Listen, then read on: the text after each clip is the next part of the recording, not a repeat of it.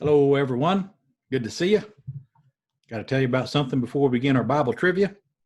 There was a woman who was taking a nap, and then when she woke up, she told her husband, "I just dreamed that you gave me a pearl necklace. What do you think this means?" She said, "You'll know tonight," he said. That evening, the man came home with a small package and gave it to his wife.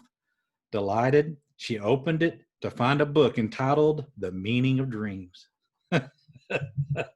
That's just cruel. Oh, boy.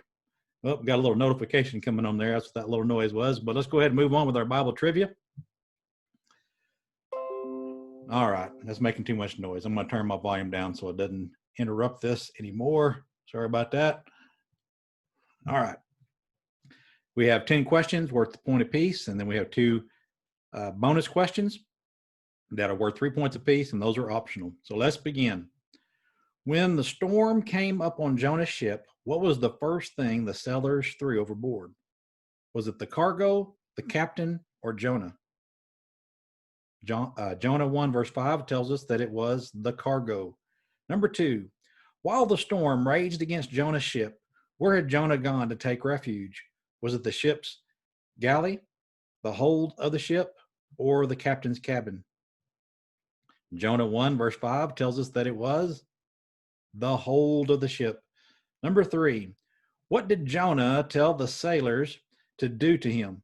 Kill him, throw him overboard, or tie him to the mast?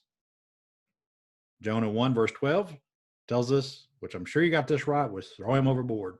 Number 4, because the sailors were reluctant to throw Jonah overboard, what did they try to do? Row ashore, head back to Joppa, or abandon ship? Jonah 1 verse 13 tells us the answer is row to shore. Number 5, when the sailors failed to reach the shore, what did they do? Jumped overboard, threw Jonah in the sea, or prayed to God?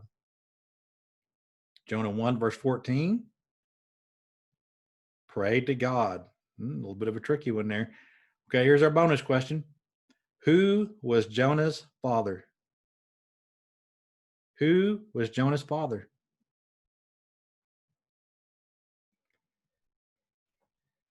The answer is Amittai. I'm not sure if I'm pronouncing that right, so I'll spell it to you. It's Amittai. Boy, I tell you what, some of those names in the Old Testament are very difficult to pronounce. But anyway, that's the answer. Hope you did well on that. Now let's move on to our next set of questions. According to Proverbs 17, verse number 6, what is the crown of old men? Is it their grandchildren, their children, or their wealth? Now, if someone answered that in today's society, they might answer that a little bit different.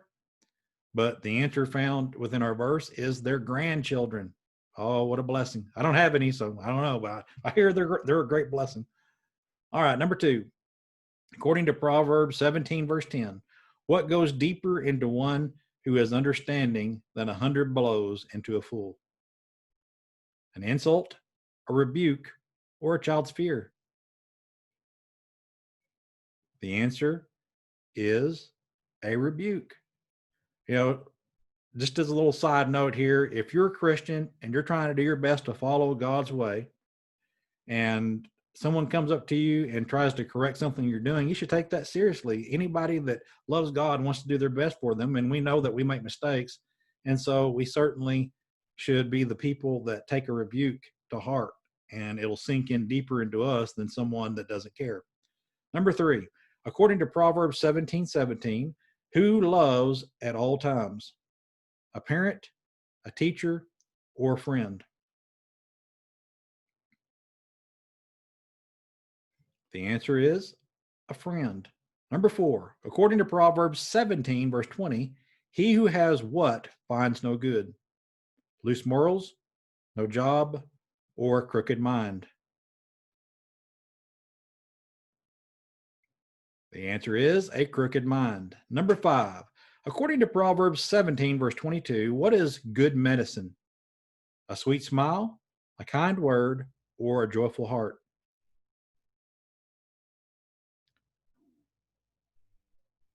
The answer is a joyful heart.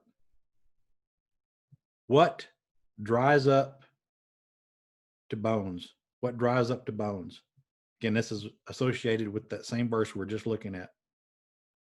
It's a part of that same verse. What dries up to bones? The answer is a broken spirit. Well, I hope you did well. Hope you have a good rest of the day, and appreciate you playing along with Bible trivia.